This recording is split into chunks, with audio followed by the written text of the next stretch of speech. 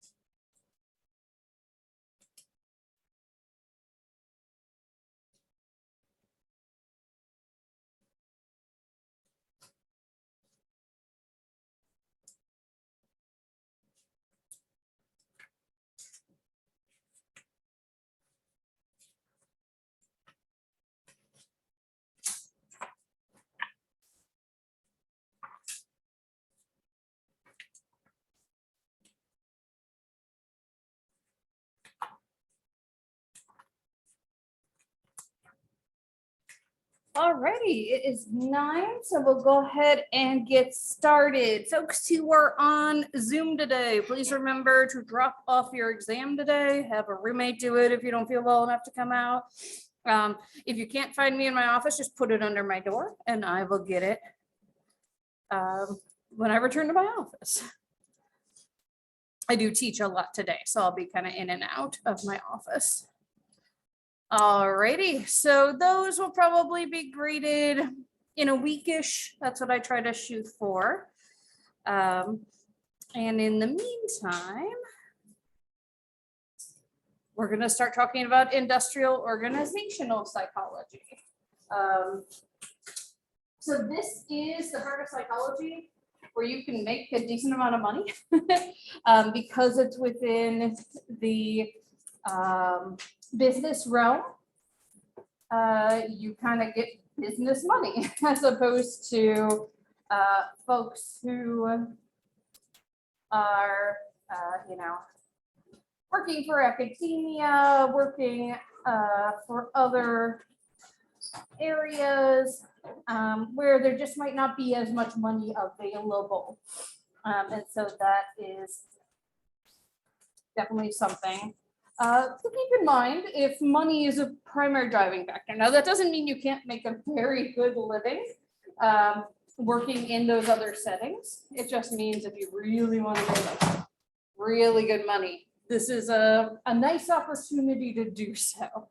And also you get to do some really cool applied stuff, but in a business setting.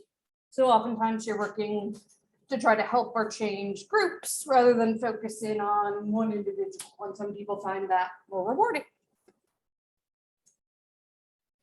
Alrighty, so where did this field come from? Where did industrial organizational, or you'll hear it called IO psychology, come from? Well, Frank Taylor came up with the idea of scientific management, and this was a managerial philosophy of essentially how should we conceptualize our relationships with our employees. And they essentially conceptualize the worker as a well-oiled machine. And we really want to determine the most efficient methods for performing any work-related task. So essentially, let's figure out the best way to get stuff done well, but in the shortest amount of time. So the argument here is Frank Taylor came up with some guidelines for this. He said that jobs should be carefully analyzed to identify the optimal way to perform them. So rather than just being like, go do it, right? We should actually like sit and think about what's the best way to do this and how can we train people to do it well. Employees should be hired according to characteristics associated with success at a task. And so this is where some of what we talked about last chapter comes in, or 2 chapters ago, sorry, when we were talking about personality, right? That maybe you're looking at something like the big 5 factors and, How are those going to relate to this particular job? Employees should be trained at the job they will perform. I mean, this one seems super obvious, but sadly, even in today's day and age, it's not, right? So people will often be shuffled around within a company, given new titles, given new responsibilities, but not be given any additional training. I'll give you guys an example. So when I first became department chair, we just rotated among the four of us in our department. When I first became department chair, my husband was being promoted to supervisor at his job at the shipyard at the same time. He went through a 3-month course to learn how to properly handle HR issues, human dynamics, all this type of stuff. I just was chair one day. I mean, luckily my colleagues were helpful in helping me get set up. But this is something I've repeatedly brought up with our administration is we should do something so that, you know, people who become chairs know the HR, know the laws, know what we should and shouldn't do. So like I'm responsible for helping hire adjuncts for our department. I should know, I mean, I do just because I'm me, but I should know which questions I'm allowed to ask them versus not, right? So even in today's day and age, we don't always train people for the tasks that they're given. And then employees should be rewarded for productivity to encourage high levels of performance. And again, this seems like a no-brainer, but a lot of companies don't want to do this, right? They don't want to share their wealth. They don't want to share their profits. And so, except for, again, probably like very wealthy Fortune 500 companies, for a lot of folks, bonuses, raises, unfortunately, have gone by the wayside. Now, again, there are exceptions to that. If you work a governmental job and you're going through the GS system, you get raises associated with that. But, you know, there are places that just like are not giving their people raises, or they'll call it a cost of living raise when in fact it's just a 2% raise when inflation's 8.5%, right? So this is definitely, I think, a big part of what has been happening in the past couple of years, where people called it like, oh, I'm gonna blank on the term, but essentially like the great quitting, right? Where a bunch of people left jobs where they weren't feeling adequately compensated, weren't feeling adequately appreciated. Unfortunately, because we've handled COVID so poorly, over 1 million people have died from it just in the US alone, right? That's not accounting for all the people who are now permanently disabled because of long COVID, who no longer work, right? This means people have a lot more options because there's all those job openings, right? And so this is why you saw like the McDonald's at Pay Good and Independence at like $14 an hour, right? I'm sure before that they were not paying that, but it was like they had to in order to get people to work for them. So there is some hope that because workers are kind of taking back some of that power, some of this stuff will come back, right? The other thing you may have heard of that's been a trend over the past couple of years, it's not actually a new concept, but they gave it a new term, quiet quitting. And quiet quitting doesn't mean you just leave and don't come back, right? Quiet quitting is you don't do anything extra. You just work to the specifications of your contract. This is actually an old union term called working to the rule that's been around for decades. And again, this shouldn't seem novel, but in our very like guilt you into working unpaid overtime economy, this does seem novel. So a lot of people are working to the rule and just doing what they're paid for. And then you want me to do something extra? You want me to say what additional compensation comes along with that? And bosses have been shocked with this, but it's because for so long people just like kind of went along with everything. So I just see a lot of Frank Taylor's ideas coming back now, which I think is really important. One of the things that he worked on as well was assembly lines. So assembly lines are a prime example of scientific management and emphasize on both time and motion. So if you're not familiar with like how assembly lines started, It used to be, like sort of, let's use a car for an example, just because it has so many involved working parts, right? It used to be that people would, like, there'd be different sort of stations and people would go to the vehicle and like, this group would go from vehicle to vehicle and put on the wheels, right? This group would go from vehicle to vehicle and put on the doors. And then sort of using these principles of scientific management and obviously engineering principles. Henry Ford was the first one to make an assembly line with a conveyor so that it came to each group and the groups didn't have to move around, making it that much more efficient. Obviously, in this day and age, a lot of that work is now done by machines, but you still need people there to monitor the machines, to do some of the things that we haven't created machines to do as well. And so, you know, and these are often well-paid jobs because sometimes they're high risk, right? Unfortunately. But assembly lines are no joke. I can tell you a personal story. So my grandfather actually worked for Ford from the Detroit area. So he worked on the assembly line. He worked his way up to supervisor. And he's told me about this. So I think they had like 6 minutes, and there were these cars that used to have retractable hardtops. So it's like a convertible, but instead of it folding down, like the whole top would go like this. And there were 6 or 8 motors, and he would have 6 minutes to go around and like get them all installed to make sure they were working properly. My grandfather actually ended up having 2 heart attacks while working on the line. But the nice thing is back then they took really good care of their employees, and so he got a medical retirement when he was in like his 50s. And was well compensated as a result. So, you know, there are definitely pros and cons to even assembly lines. In terms of time and motion studies, these are studies that examine the precise movement required to complete a task. So if you are, use another example from my childhood, you are putting crayons into boxes. I don't know if anyone remembers the old Mr. Rogers segment, but they showed how crayons were made. Like everyone who's a millennial, it's like burned into our brains because it was so cool.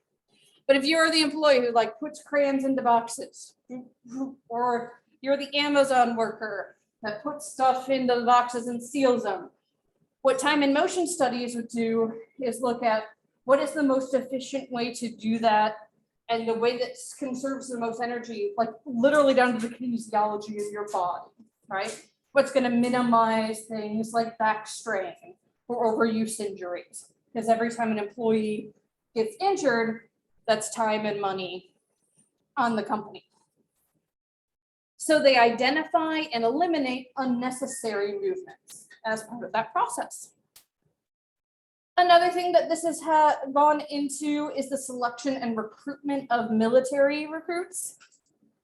And this is something that psychologists have been involved with since the end of World War I.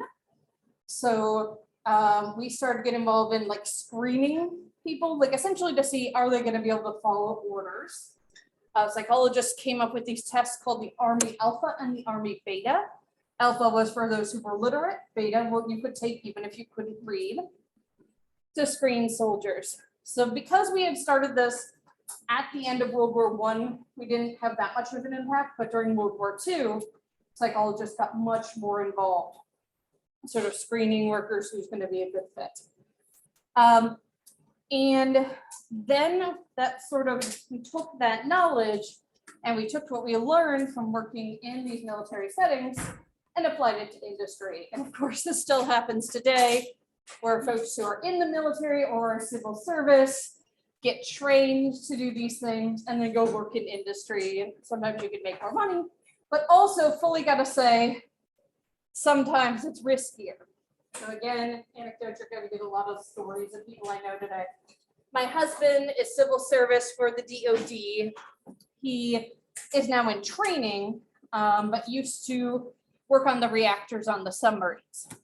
And you can make more money in industry working at like, say, a nuclear power plant, but the government has like levels for what you're allowed to be exposed to and like still be not have your health detrimentally affected by like being around radiation. And they keep their employees to like a tenth of that.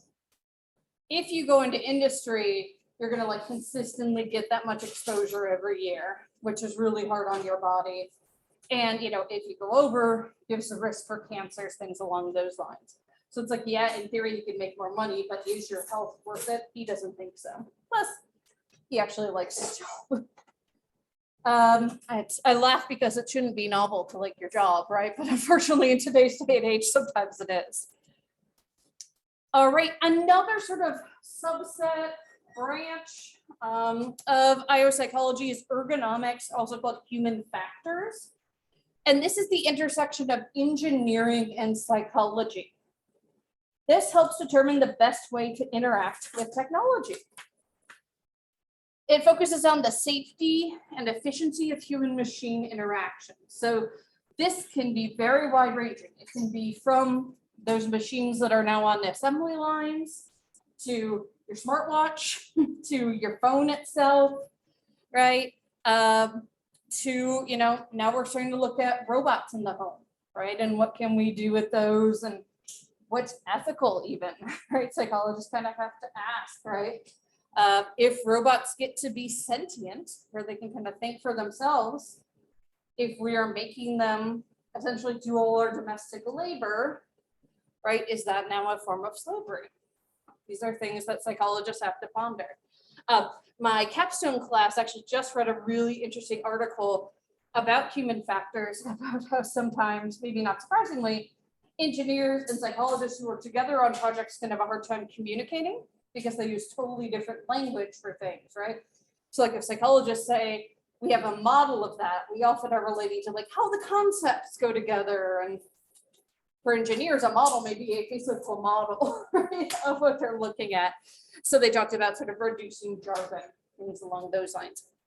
Human factor psychologists also sometimes are at like the intersection of health psych here. So working on things like prosthetic limbs. Some prosthetic limbs now have tech in them so that, you know, like it actually, instead of you manually bending the knee, like the tech will help you do that, for example. And so, you know, part of what we might do is build better technology, right? And so believe it or not, this picture here was the very first computer mouse. I don't even know how it worked, honestly. Maybe you move the whole box around. I'm not sure, right? Doesn't seem great. This is the mouse I grew up with when I was playing like Oregon Trail and typing tutor. There was one button. It was pretty clunky, right? This is what most of us use, some sort of variation of this today if we're using a mouse that isn't a touchpad, right?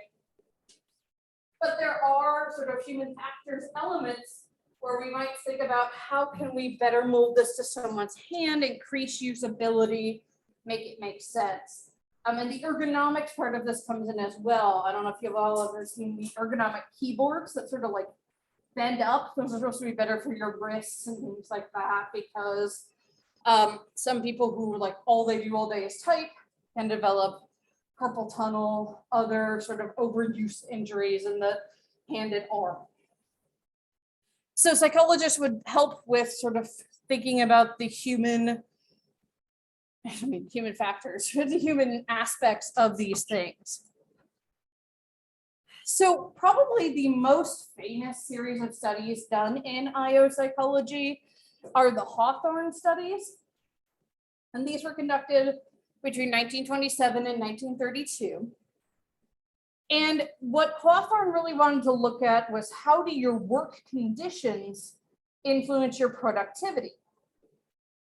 And so what are the optimal lighting, heating and cooling, seating arrangements, and how do those affect how productive you'll be? So for example, if we change the lighting, right, people might become more productive just because they can see better, right? But a really interesting thing he found is that if he changed the lighting in any way, except for making it so dim people couldn't see, that increased productivity. So, I could flip these lights, I could add another light post, I could take that light post away. Any of those little changes increased productivity. And so this is something that we now call the Hawthorne effect. And the idea is that productivity is always going to increase when workers are singled out and made to feel important. So just by the fact that the workers knew Hawthorne was studying them and trying to manipulate things to make their working environments better, they did better. And really interestingly, people later reanalyzed Hawthorne's data and suggested that, around this time was when the stock market crashed. I believe that was 1929, and it was the start of the Great Depression, right? And so reanalysis of Hawthorne's data suggests that the start of the Great Depression may be related because people were working harder, not just because they felt valued when they're being studied, but also because they needed and valued their job, because they knew so many people who didn't have jobs and they were trying to provide for their families. Also, when they kind of looked back historically at this company, there was a change in personnel at the company, change in like who was coming into work, change in who was the management, and that could affect it as well. But we still think about this Hawthorne effect of anytime workers know that we're trying to make their conditions better, their productivity often goes up. It's related to a couple things. If you remember, we talked about the placebo effect, right? It's sort of like, oh, well, someone's going to help us, so that's going to change things. The other thing this is related to is a physics principle called the Heisenberg uncertainty principle, which basically says you can't study something without changing it. And it was originally developed because literally like electrons, you can't know how fast they're going and where they are at the same time. But it also applies to humans. If you know you're being studied, if you know that people are trying to optimize your work conditions, you're probably going to change. I mean, think about like if I had like a news crew in here, for some reason, it'd be a really boring news report, right? But you all would probably act very differently. You would sit up straighter and pretend to be like really involved, right? Not that you're not already really involved, but you know what I mean. Like you would like try to put on a good appearance because you knew you were being observed. Another thing that came out of the origins of IO-Psych is the human relations approach. So rather than just thinking of workers as this like cog in a machine, we think about things like morale. How are the workers feeling when they're at work? Are they enthusiastic? Do they feel like they're contributing to the company? Or do they feel like they're not appreciated? They're just, seen as a cog in the machine, right? Attitudes. Attitudes of workers, attitudes of managers, right? Those can influence how efficient or effective a company is. Values.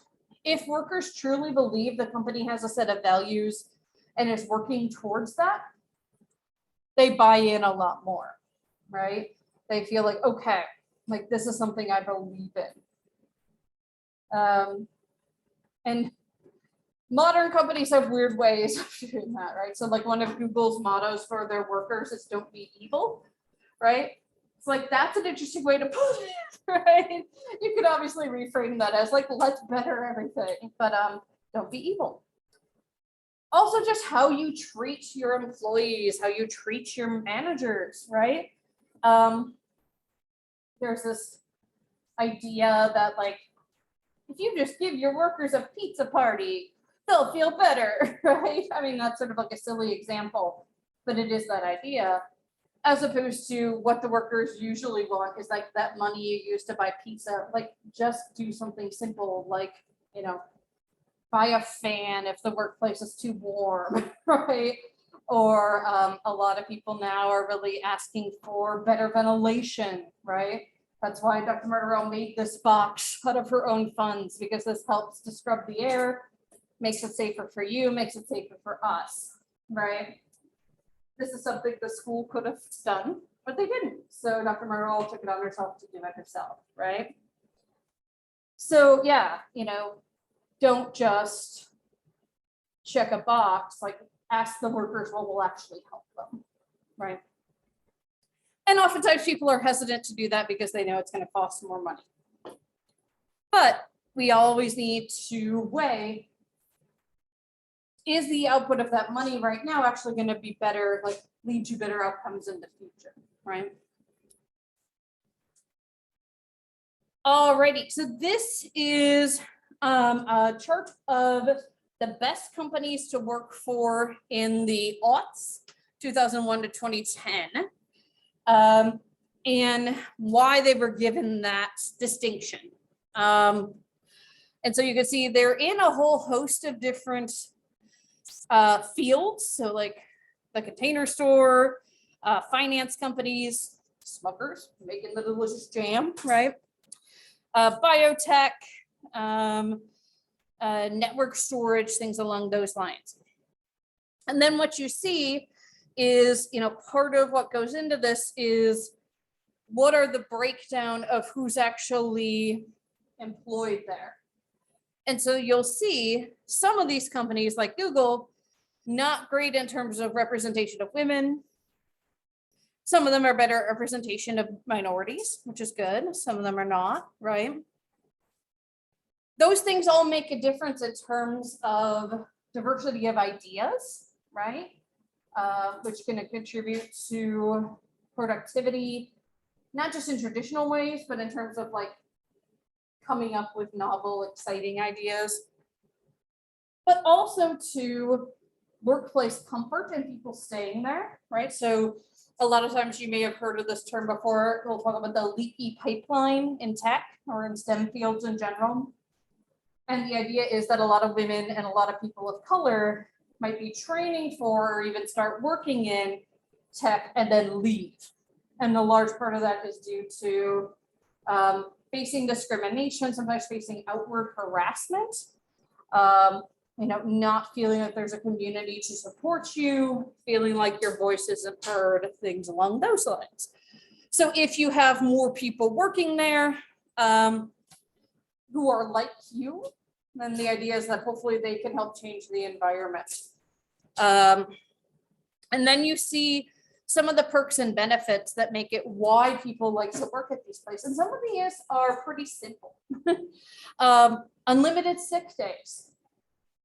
So I don't know if any of y'all have had to work at jobs where you like accrue sick days, but it's tough, right? Like you might get sick the first month you're there and then you technically don't have sick days, right? So then what do? You have to go into the office, right? And then you're working sick and maybe you get your coworker sick, right? Really problematic. So if you don't have to worry about if I get sick or my child gets sick, what am I going to do, right? That makes people happier and more productive. And some sort of old school companies would be like, oh, people will just take advantage of that. And in fact, we see the opposite, right? That people do take advantage when they're sick, right? And rest. But then that means they get back to the office faster and are more productive faster. Childcare is a huge, huge thing. And you'll see several of these companies have childcare listed. Childcare is ridiculously expensive. I have a colleague who, when she got here, she married, so they also had her husband's salary, but she was spending essentially her entire paycheck on childcare for her two girls. And this is why during the pandemic, a lot of parents, and unfortunately it was often the woman, right, in the relationship, quit their jobs because they realized it was actually cheaper for them not to work than to have to pay for childcare while they worked, right? And particularly in the midst of the pandemic when that might not have been available. You'll see other places have like aid for adoption, something that was probably important for the owner. Paid days for volunteering. Again, here we get back to the values of the company, right? If the values are about like giving back, contributing to the community, this is a nice way to show that. A lot of places now have on-site fitness centers, stock options. Those can be very lucrative, right? Tuition reimbursement. Google also has on-site doctors and dentists. They also have, actually my friend who is in marketing for a company and has visited Google, and she's like, they have napping pods and like healthy food everywhere that's free. And the idea is just like, give people what they need to be able to work well. A lot of vacation time. I mean, this is hilarious to me. It's like 3 weeks paid vacation. In Europe, like 6 is pretty standard. And in a lot of places in Europe, they're on like a 30 to 35-hour work week. And it's like frowned upon if you work over that for no extra compensation, right? So kind of shows you sort of our weird things. Wegmans, employees first, customers second. So thinking about taking care of your employees. Stressing integrity, not having these gimmicks. A lot of times management, and to be fair, they're just trying to learn and do things the best way they can, but they will like pick up on this corporate, whatever the latest trend is or lingo, and they will end up just like doing stuff that's supposed to be cool, right? And you're just like, but what? And Smuckers was someone who didn't do that. Management rated as honest by 97% of employees. Like that's really important, right? If you feel like your management is lying to you, not being completely truthful, stretching the truth, right? It can be hard to work for a place like that. And that they got some bonuses in a difficult economic year. Again, that shows if you put where you put your money shows where your priorities are, right? So if even in a difficult academic year, you give bonuses to your employees, that shows you value your employees. Open communication and employee training, and also just having higher salaries, paying people a living wage, things along those lines. Some places the CEO has taken drastic pay cuts in order to bring everybody else up to a living wage. So again, if you feel valued, if you feel supported, if you feel you have what you need in order to be able to concentrate at work, then you're going to be happier. They're going to be a best company to work for. So industrial psychology. So again, industrial and organizational psychology are kind of two subfields, but they've been combined over the years. But industrial psychology emphasizes how to use human resources to increase efficiency in productivity. And some of the topics here are job analysis, employee selection, training, and performance appraisal. And each of these we're going to go into in more detail.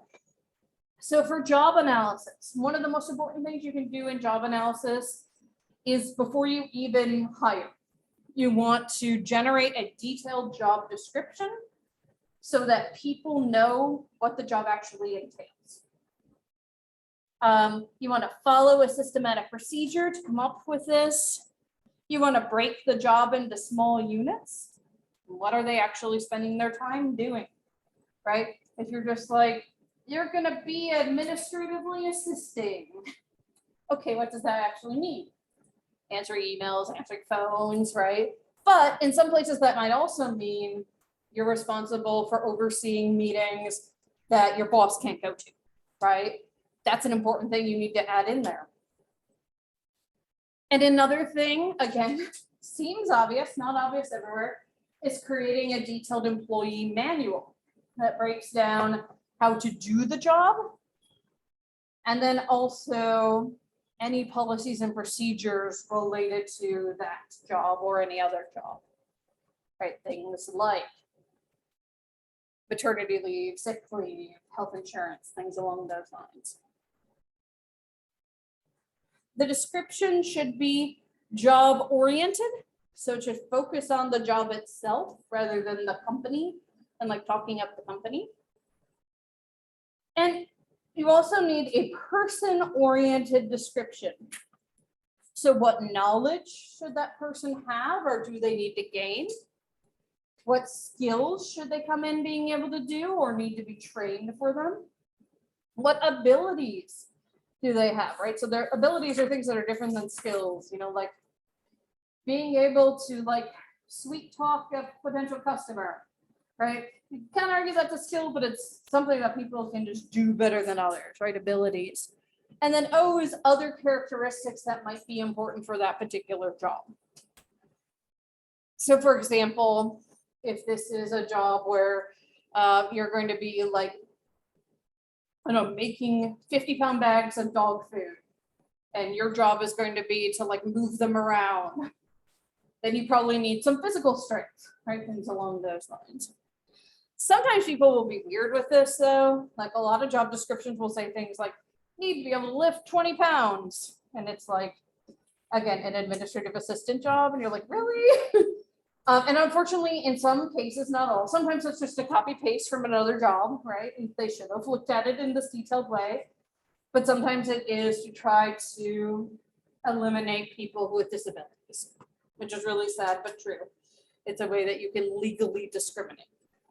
And again, ideally, in a good job environment, you won't be doing that. So in terms of employee selection, where psychologists really often get involved is in testing. So we might be testing personality. So giving something like the MMPI, for example, is very common in fields like police, firefighters, things along those lines. Like not only does it tell you things about their personality, but it also screens for things you don't want them to have, right? So like there are scales that measure things like psychopathy, right? People are going to be psychopaths. We don't want to give them guns, right? And have them patrolling the streets. The really interesting thing about this is that oftentimes in a lot of states, it is illegal to like test someone in this way before they're employed. So oftentimes people will like have gone through the interview, be like contingently employed, and then go through this screening so they can still be terminated at that point. But just again, sort of the interesting technicalities that go into this. We might also test abilities, right? So there are physical tests you might put people through. So again, if we're thinking something like firefighting, police, there are often like a physical exam. You have to go through fitness tests. There we go. I'm sure at some point they probably do have a doctor examine you, but it's more like, can you climb this wall while carrying a person over your arm? Firefighters, things along those lines. And then also integrity tests, right? And sometimes these are embedded in things like the MMPI does have scales that tell you whether someone's lying or not. And sometimes these might be separate tests that we give people, especially if this is something that your company really values. You want to screen out anybody who is not going to uphold those values, because not only can it give your company a bad name, but it could potentially affect your work environment in general. Interviews are very important. Again, these are often done by like an HR professional or who will be your boss. And sometimes psychologists are asked to be part of this, right? To kind of look for tells things that are going on. One thing we need to be really cautious of is interviewer illusion. And this is the interviewer's mistaken tendency to believe their own ability to discern the truth from a job applicant. Oh, I'm really people savvy. I can tell if someone's lying to me, right? I can tell if they're going to be a good person. But the problem is that every job applicant who comes in is going to be trying to put their best foot forward, right? So you're not necessarily going to be able to pick up on those cues that you would in a normal conversation. So interviewer illusion is just thinking you can pick up on that stuff when most people can't. And again, that's why things like the testing becomes really important. Structured interviews might ask specific questions that seek to obtain truly useful information about whether or not you should hire this person.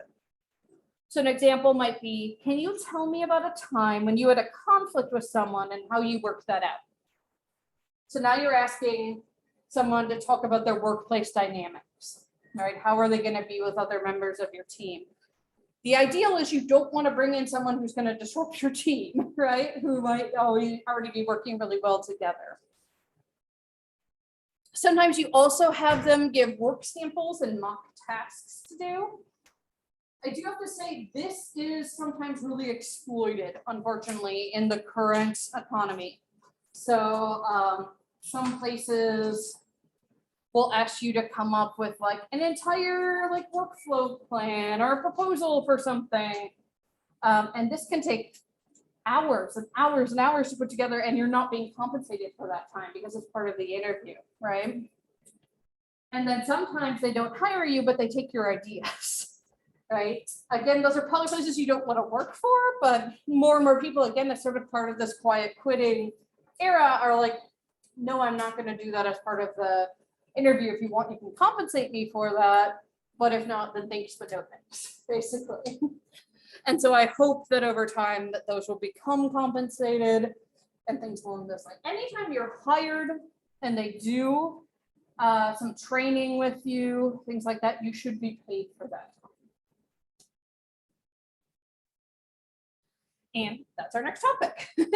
So you should get an orientation to the company, to your job, learning about the organization and its regulations and practices, right? Sometimes they'll have like the history of the company, but largely it'll go over sort of like what are the expectations for, you know, worker behavior, for, you know, hours you work, for how you interact with other people.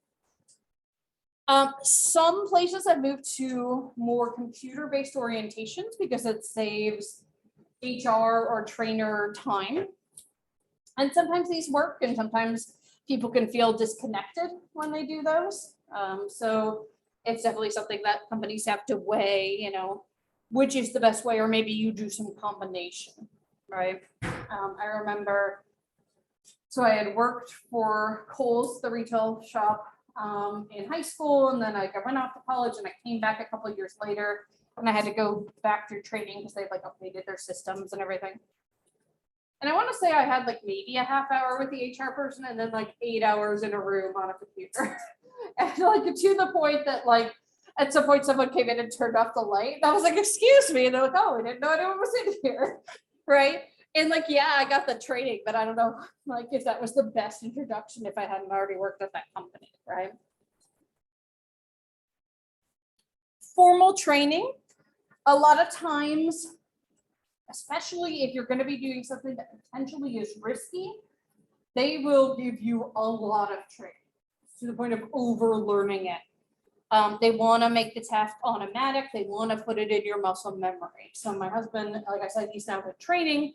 But one of the things he used to do was actively participate in refueling the nuclear reactors, which involved like, you know, taking the rods out, putting new rods in, a lot of potentially dangerous things. So they would train for months before they went to do it. So that when they got in there, you just do it as quickly and as efficiently as possible. Boom, boom. Also things here, you know, some places, again, I'm going to use my husband as an example because he's had really good training, you know, he's part of training. When he first got hired by the shipyard, they put him through, so he was hired in October, and until the following June, he was in essentially like a graduate level course learning about nuclear physics, right? So he knows all the basic principles and properties. A lot of places wouldn't shell out the money to do that, but of his job, it's so important.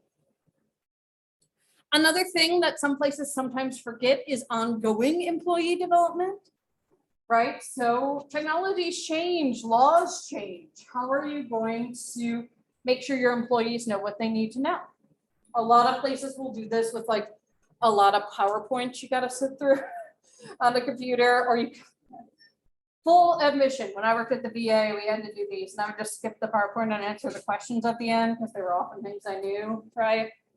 I'm sure lots of people do that. But can you do this in a meaningful way, right? Depending upon your job, you might actually have this as a requirement for, say, your licensure. So doctors, psychologists, a lot of people who have licensure have to do what's called continuing education. I think it's like every 2 years on a cycle to make sure you're up to date with the latest policies, procedures, laws, things along those like ethical issues. So again, this is something that you should dedicate money to. Wesleyan, for example, calls this professional development, and they have a pool of money set aside for each professor that we can use to, for example, when I go to my conference in a few weeks in November, the school is paying for my flight and is paying for my registration fee and things like that, because they know that not only by me presenting do I get their name out there, but that continues to train me to be a better professor for y'all. Do they pay for like your hotel room and Mhm. stuff? That's nice. Yeah, I mean, and you have a pool and you have to figure out how to use it for the year. Like this year, it's because my conference is in New York and the hotel is like in the middle of Times Square, like all my money's going for one conference. But like during the pandemic, when I only had to pay registration fees, I was doing like 5 conferences a year and they're paying it for me, which is nice. So yeah. Yeah, so yeah. Plane, registration fee, hotel, and then typically some sort of per diem for food every day. Our per diem is a little bit laughable, but you know, other places have good ones. Ours is like $25 a day, which like if you eat in a major city is like maybe one meal if you're careful, right? So a lot of times I just, what's that? Yeah. Yeah. So a lot of times I just like buy my own meals. I'm like, well, on the weekends I would often be like going out or ordering it anyway. So for a long time I tried to be like, oh, make it, and like I was hungry, right? Like, but yeah, so are they making pools available for you to like attend conferences or webinars or things like that? Especially if you're getting them for continuing education, there are often fees associated with just watching like an hour webinar. And then mentoring. So some places, this is informal, and some places have formal mentoring relationships they'll set up. And this is a relationship between an experienced employee and a newer employee in support of that newer person. So you might be paired with someone in your department, they're going to mentor you in this new role. Or it might become informal where you just realize like this person knows what they're doing. So if I have a question, I'm going to go to them. Again, I'll use Wesleyan as an example. We do have a formal mentoring system. That's really great when it works well. We actually, by the end of our first year, create formal mentoring committees. And we meet with them every year and they guide us through the tenure process. They can answer questions for us, help us connect to who can answer the questions if they can't. And honestly, when I run into a big quandary, I still go to my mentoring committee, even though I'm now a full professor. But like a couple of years back, I was like, I don't know what to do about this. So I called Dr. Easter because she was on my mentoring committee from chemistry, and she gave me great advice. So this can be really great. It can also, I don't want to paint it all rosy, it can be really problematic if, let's say, you are established with a mentor who is not helpful, doesn't have time for you, doesn't understand your experience because, you know, maybe they got this job in the 70s. They basically just walked in off the street, right? And now like it's really hard to get a job, things along those lines. So this can be detrimental as well. Another thing to think about is how do we evaluate people's performances? So typically companies will do a formal performance evaluation. Oftentimes this is comprehensive, incorporating all the aspects of your job. And one thing that people who are evaluating have to be careful about is the possible bias, particularly the halo effect.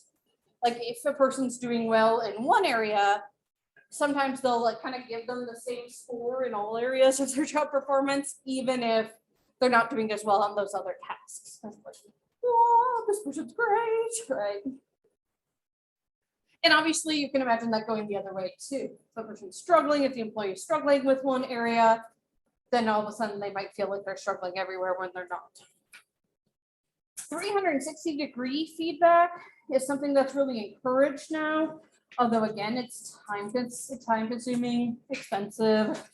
So not everybody does it, but You collect evaluations of the employee from numerous sources, so maybe their fellow employees, as well as their direct supervisor, as well as the person above them. Customers even, if customer satisfaction is a part of it.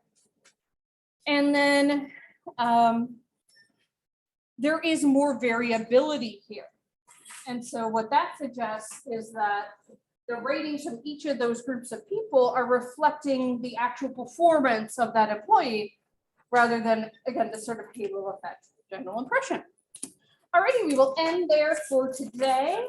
And I will see you on Wednesday. We'll continue talking about IO Psych.